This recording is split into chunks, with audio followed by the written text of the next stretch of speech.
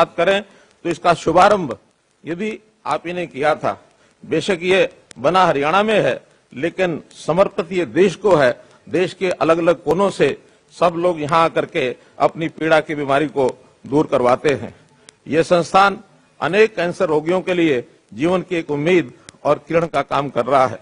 प्रधानमंत्री जी, देश के किसी भी व्यक्ति का दुख और पीड़ा ये आपसे छुपी नहीं है।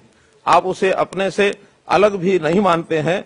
जैसे कोई माँ बाप अपने बच्चों की पीड़ा को दूर करने के लिए हमेशा तत्पर रहते हैं, वही चिंता आप भी देश के हर नागरिक की करते हैं। आपका आज का ये विश्राम सदन उसी का एक उदाहरण है।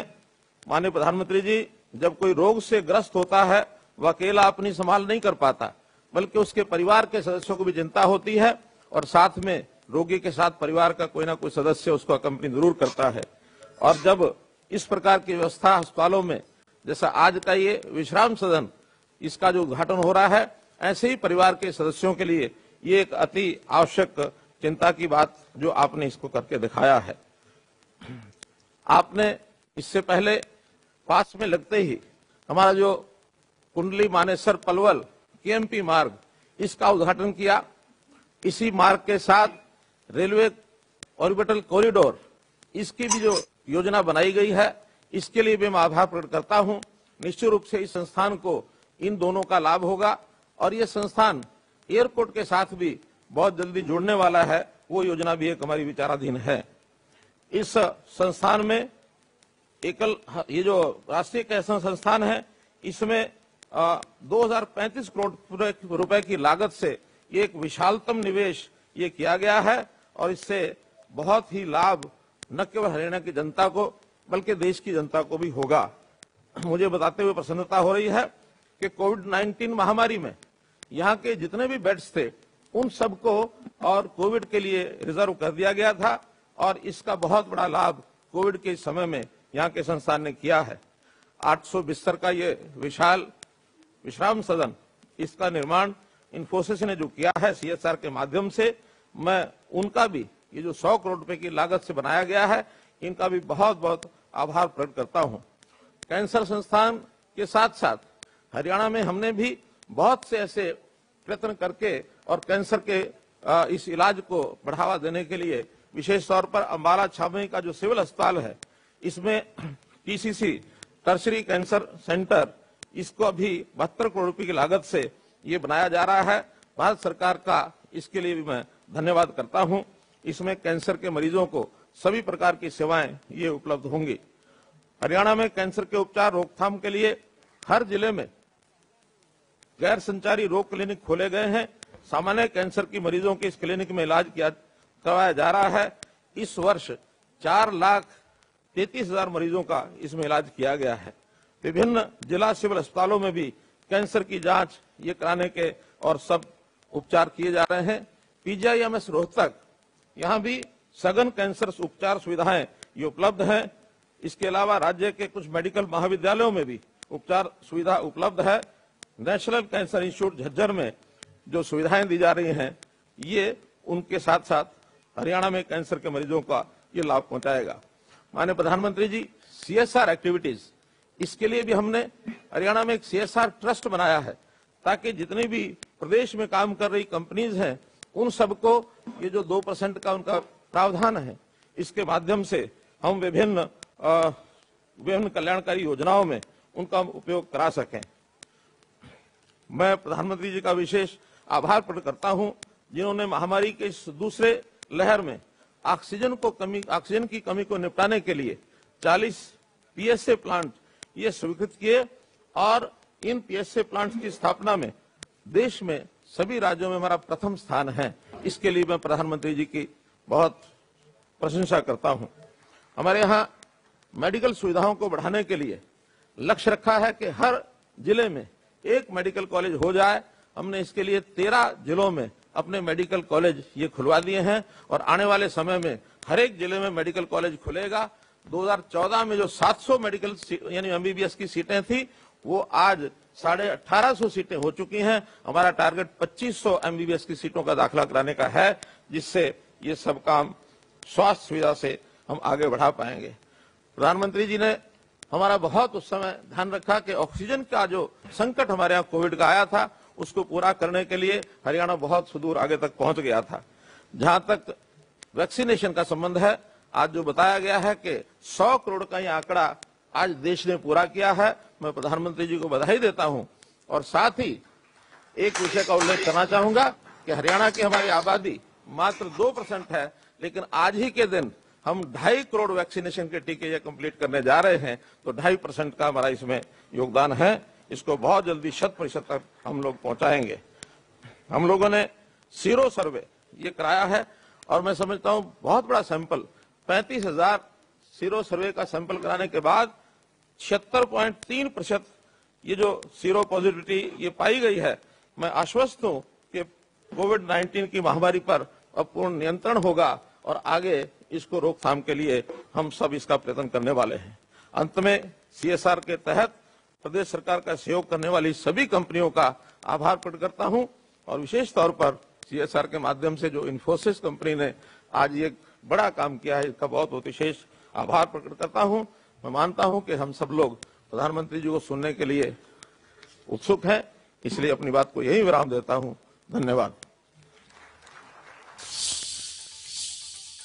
खबर आप तक पहुंचा रहे हैं, जहां पर हरियाणा में सभी 13 जिलों में अब विकास के कार्यों को किया जा रहा है। इसके साथ ही हरियाणा में सभी 13 जिलों में मेडिकल कॉलेजेस खोले गए हैं, CM मनोहर लाल ने कहा। इसके साथ ही हरियाणा में सभी 13 जिलों में इन्फोसिस फाउंडेशन विश्राम सदन का उद्घाटन करें, इसे राष्ट्र को समर्पित करें माननीय प्रधानमंत्री महोदय।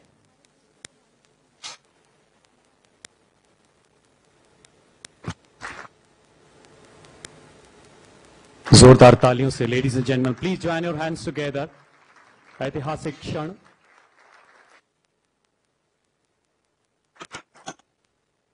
धन्यवाद महोदय। आइए विश्राम सदन की निर्माण यात्रा की कुछ झलकियां देखते हैं इन्फोसिस फाउंडेशन द्वारा तैयार की गई इस लघु फिल्म के माध्यम से।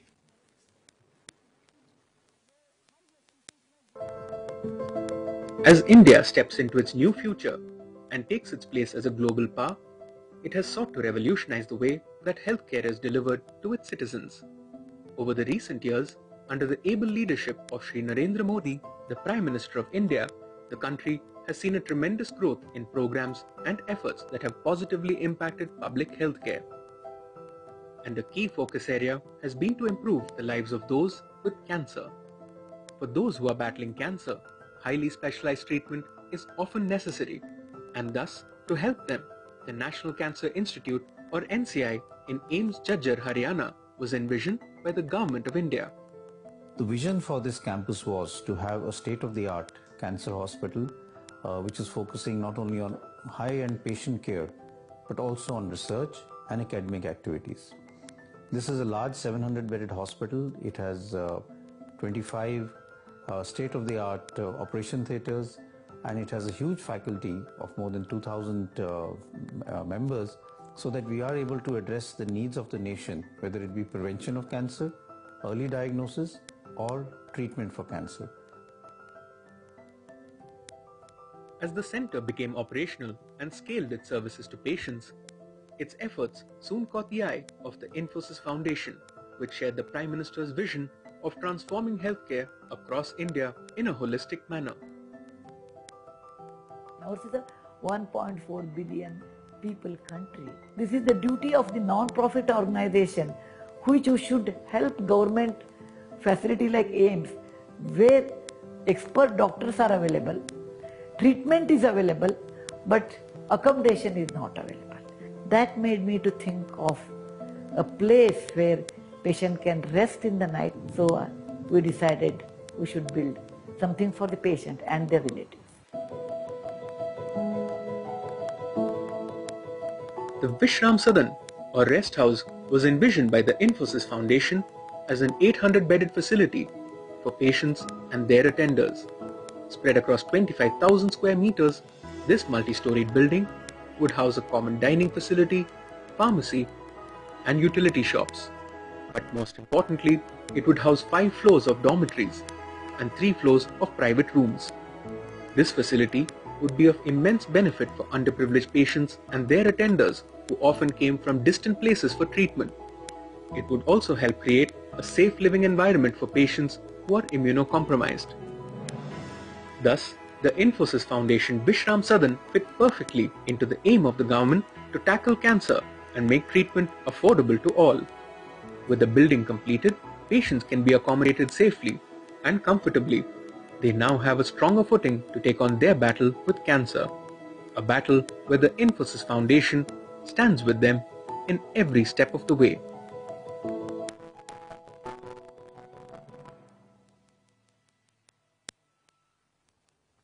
Thank you, Infosys Foundation. सेवा परमो धर्मः,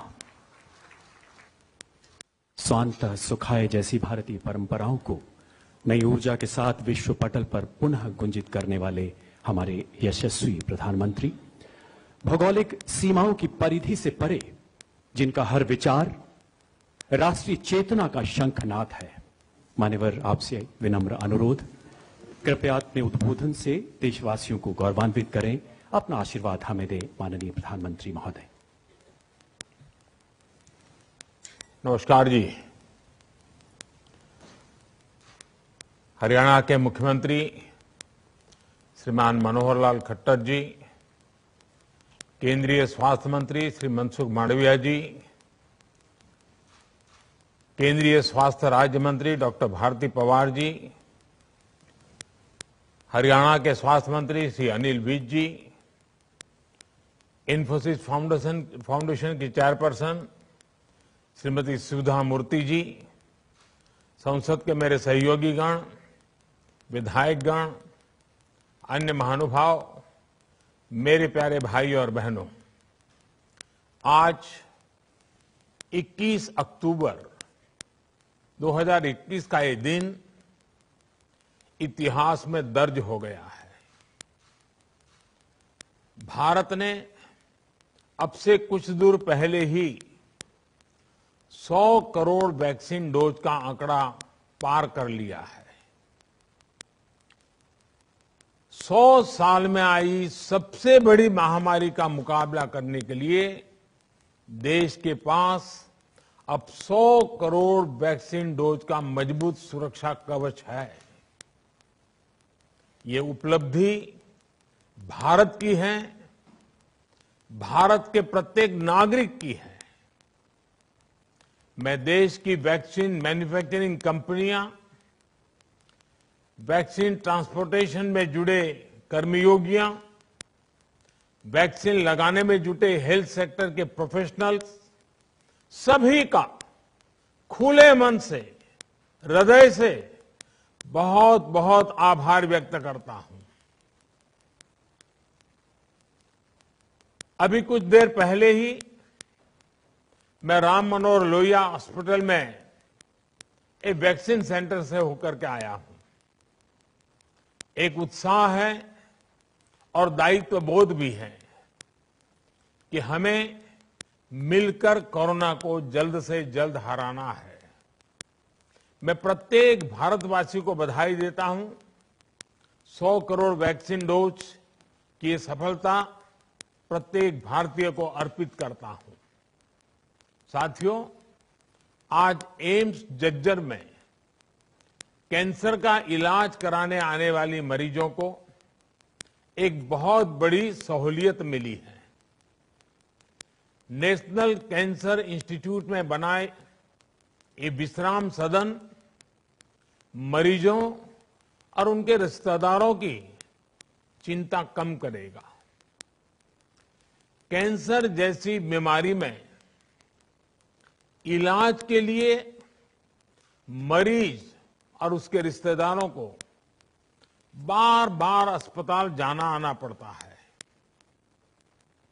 कभी कभी डॉक्टर से सलाह, कभी कोई जांच, कभी रेडियोथेरेपी, कभी कीमोथेरेपी। ऐसे में बहुत बड़ी दिक्कत उन्हें ये होती है कि रुके कहां, ठहरे कहां।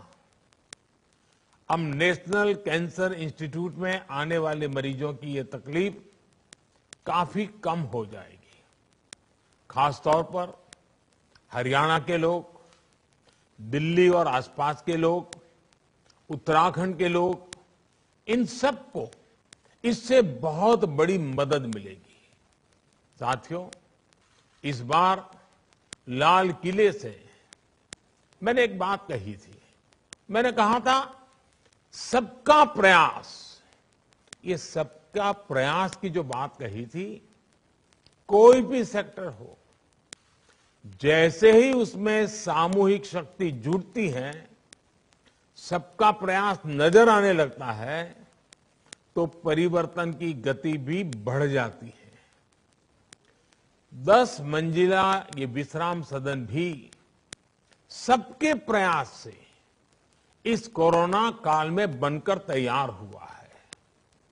और ये भी विशेष है कि इस विश्राम सदन में देश की सरकार और कॉरपोरेट वर्ल्ड दोनों की साझा शक्ति लगी है। इन्फोसिस फाउंडेशन ने विश्राम सदन की इमारत बनवाई है, तो वहीं इसके लिए जमीन देने और बिजली पानी का खर्च एम्स जज्जर द्वारा उपलब्ध कराया गया है।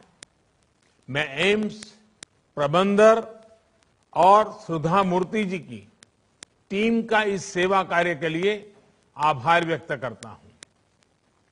सुधा जी का व्यक्तित्व जितना विनम्र है, सहज सरल है, उतनी ही वो गरीबों के प्रति करुणा से भरी हुई है। नर सेवा को नारायण सेवा मानने वाले उनके विचार, उनके कार्य हर किसी को प्रेरित करते हैं। इस विश्राम सदन में उन्होंने सहयोग के लिए मैं उनकी सराहना करता हूं।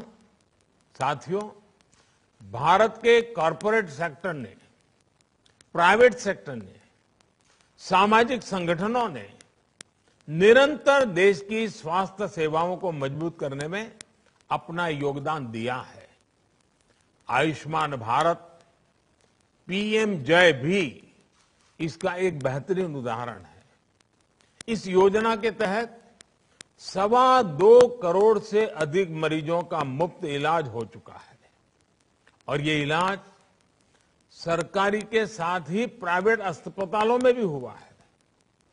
आयुष्मान योजना से जो देश के हजारों अस्पताल जुड़े हैं, उनमें से लगभग 10,000 प्राइवेट सेक्टर के ही हैं।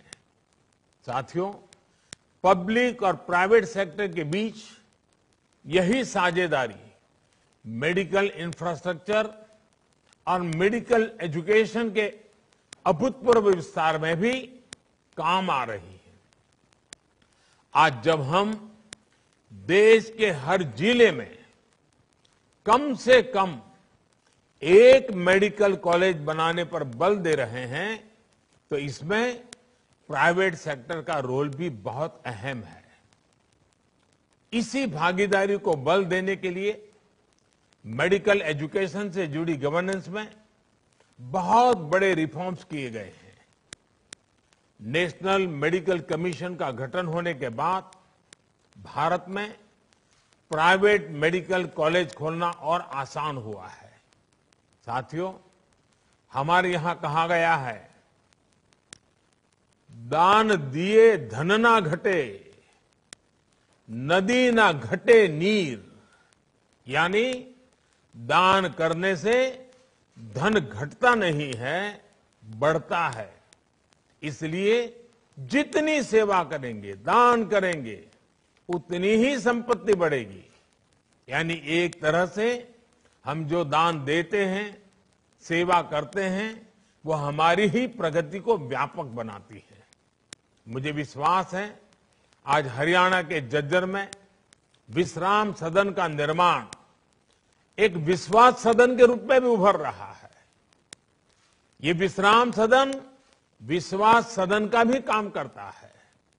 देश के अन्य लोगों को भी ऐसे ही और भी विश्राम सदन बनाने की प्रेरणा देगा। केंद्र सरकार अपनी तरफ से भी प्रयास कर रही है कि देश में जितने भी एम्स हो, जितने नए एम्स बन रहे हो, वहां पर नाइट शेल्टर्स जरूर बने।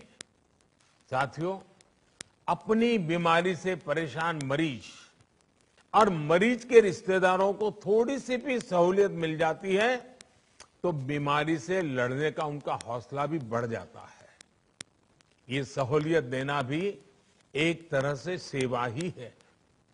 जब मरीज को आयुष्मान भारत योजना के तहत मुफ्त में इलाज मिलता है तो वो उसकी सेवा होती है।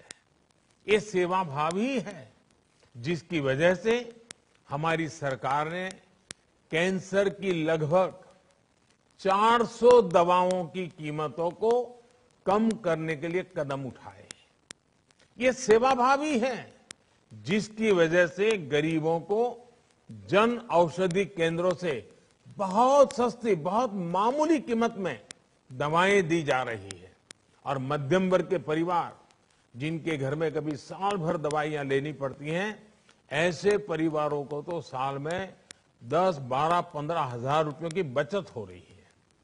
अस्पतालों में हर प्रकार की जरूरी सुविधाएं मिले, अपार्टमेंट सरल और सुविधाजनक हो, अपॉइंटमेंट में कोई कठिनाई ना हो, इस पर भी बहुत ध्यान दिया जा रहा है।